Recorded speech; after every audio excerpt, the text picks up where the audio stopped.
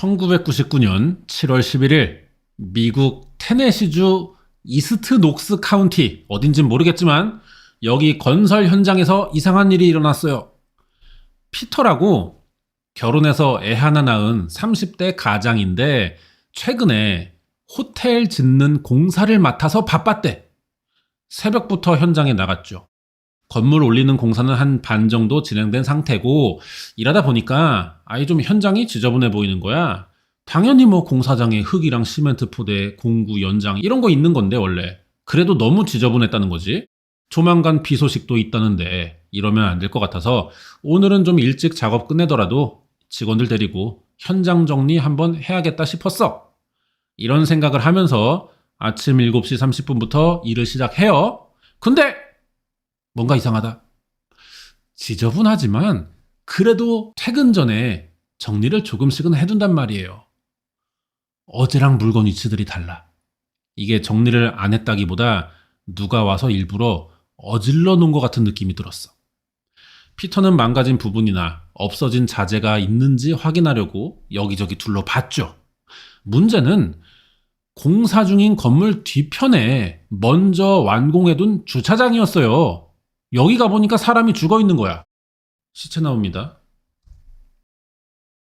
30대 정도로 보이는 남자였는데 이거 한눈에 봐도 죽은 지 몇 시간 지난 것 같아.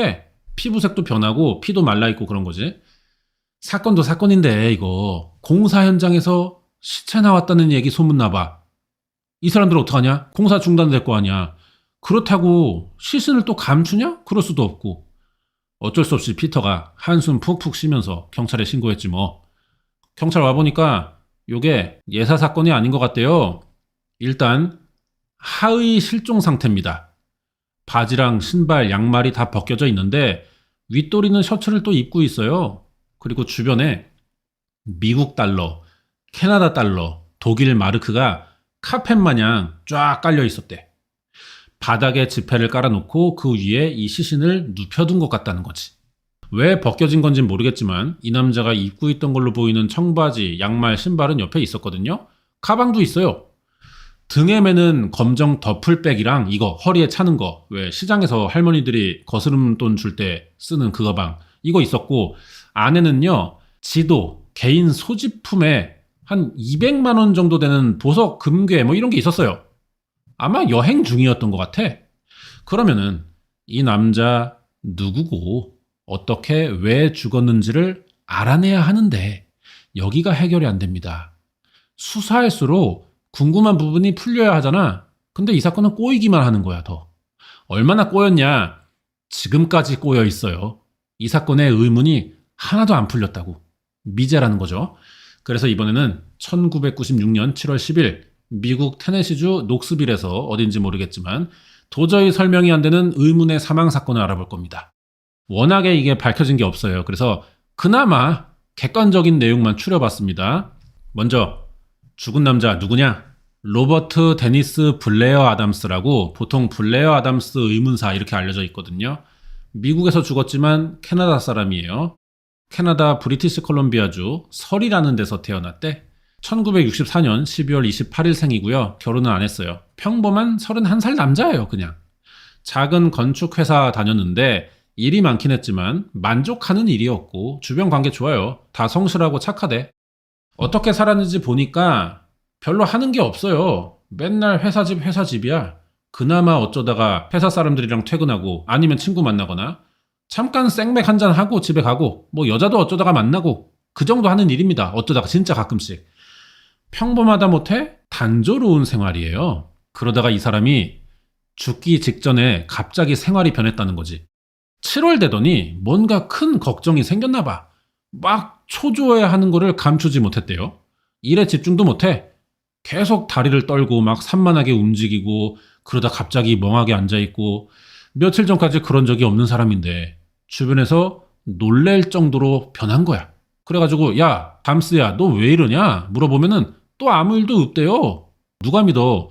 이 새끼 분명 뭐 숨기고 있는데. 근데 더 캐묻자니 사실 남 일이잖아. 간섭하는 것도 한계가 있지. 쥐가 그렇다는데 어떻게. 엄마랑 같이 살았어요. 얘가 집에서도 그랬나 봐. 엄마 말 들어보면은 뭔가에 쫓기는 사람처럼 보였고 잠도 못 자고 밥도 잘 안 먹었대. 걱정돼서 무슨 일이냐 물어봤더니 대답 안 하지 뭐.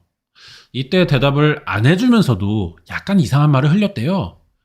엄마가 알아서는 안 되는 일이야. 이랬대. 불안 증세는 갈수록 심해졌고 누가 자기를 노린다고 생각했나 봐. 은행에서 갑자기 그동안 모은 6,000달러를 다 뽑습니다. 금고에 맡아둔 보석도 다 찾아요. 이게 우리 돈으로 1,000만 원이 조금 안 되거든요. 1996년이니까 아마 2천만 원쯤 생각하면 될 것 같고, 그렇게 큰 돈은 아니지만 얘한테는 전 재산이야. 이거 싹 다 털어서 미국을 갔다는 거지. 왜 갑자기 미국에 가는지 이유를 아는 사람은 없었어요.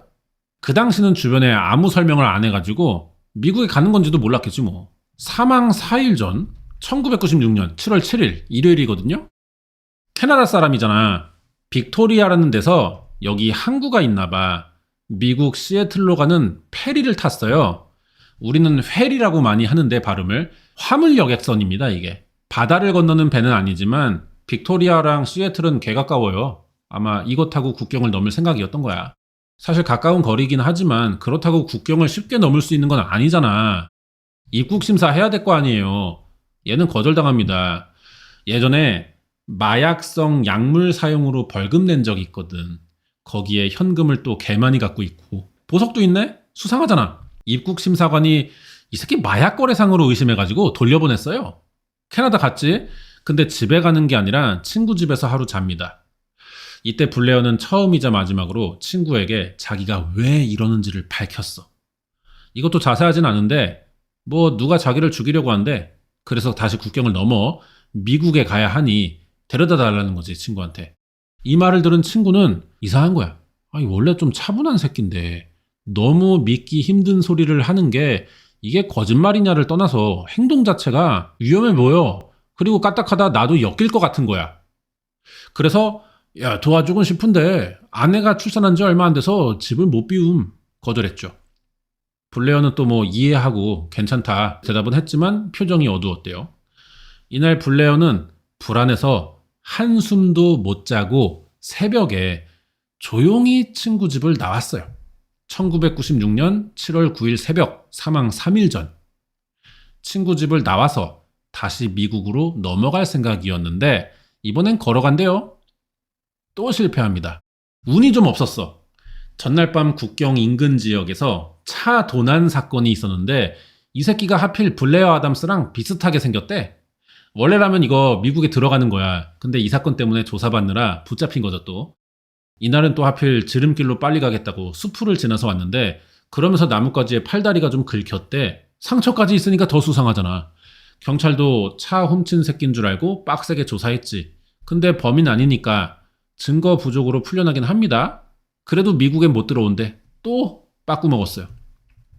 하지만 우리 아담스는 포기를 모르는 불꽃 남자지.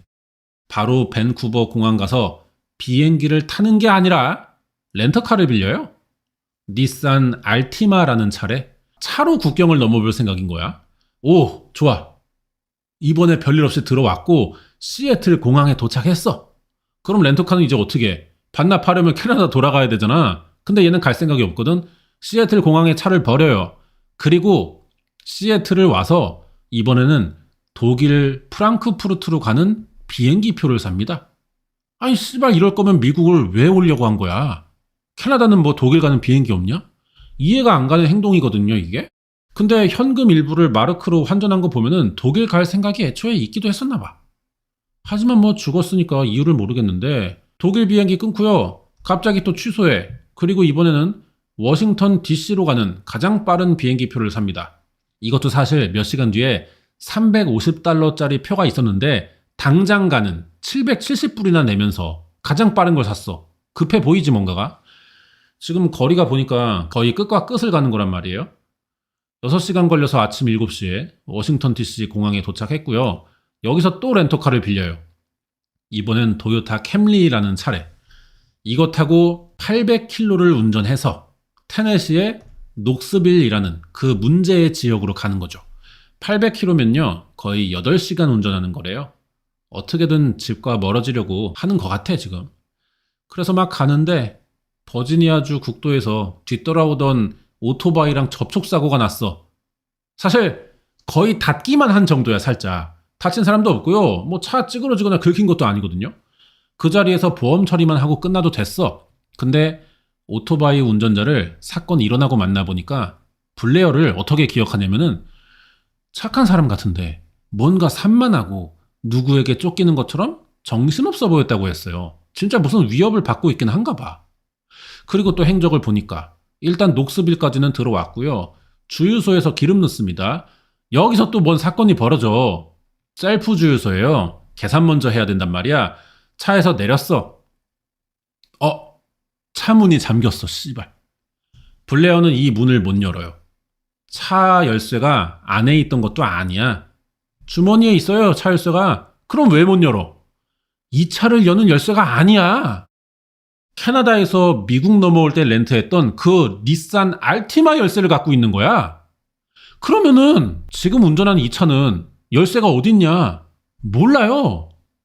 모른다고. 주유소 직원들이 처음에 어리버리 타니까 도와주려고 했는데 이 새끼가 설명도 잘 못해. 어떻게 왔고 열쇠가 어디 있고 뭐 잃어버렸는지도 모르겠는 거야. 그래서 결국 차 열쇠를 못 찾아가지고 주유소에서 차 수리기사를 불러줬거든요. 근데 수리기사도 문을 못 열어. 레카를 불러요. 레카가 가까운 카센터로 옮기려고 하는데 이게 오후 6시가 조금 넘었을 때거든요. 마침 카센터도 문을 닫았네. 차 문 열려면은 내일 아침까지 기다려야 되는 거야. 얘가 지금 뭐 하나 그냥 넘어가질 못해. 인생이 존나 험난해요. 블레어는 지금 3번 시도해서 미국 넘어왔고 테네시주 녹스빌까지 오긴 했지만 독일 돈으로 바꾼 거 봐서는 미국에 오래 있을 생각도 없던 것 같거든요. 근데 차 문을 못 여니까 어쨌든 여기서 하루 자야겠지? 레카 기사가 근처 호텔에 내려줍니다. 호텔에서도 이상한 행동을 했대요. 카운터 앞에서 한 40분을 가만히 서가지고 불안한 표정으로 둘러보기만 해. 이렇게 왔다 갔다. 체크인을 안 해. 방을 안 잡아. 호텔 직원은 일행 기다리는 줄 알았겠지. 그러다가 7시 40분쯤 하루에 $1,000나 되는 방을 계산합니다. 근데 돈을 더 냈나 봐. 직원이 잔돈 거슬러 주려고 하는데 블레어가 이 돈을 또 안 받고요. 호텔 밖으로 뛰쳐나갔대. 이게 그때 CCTV거든요.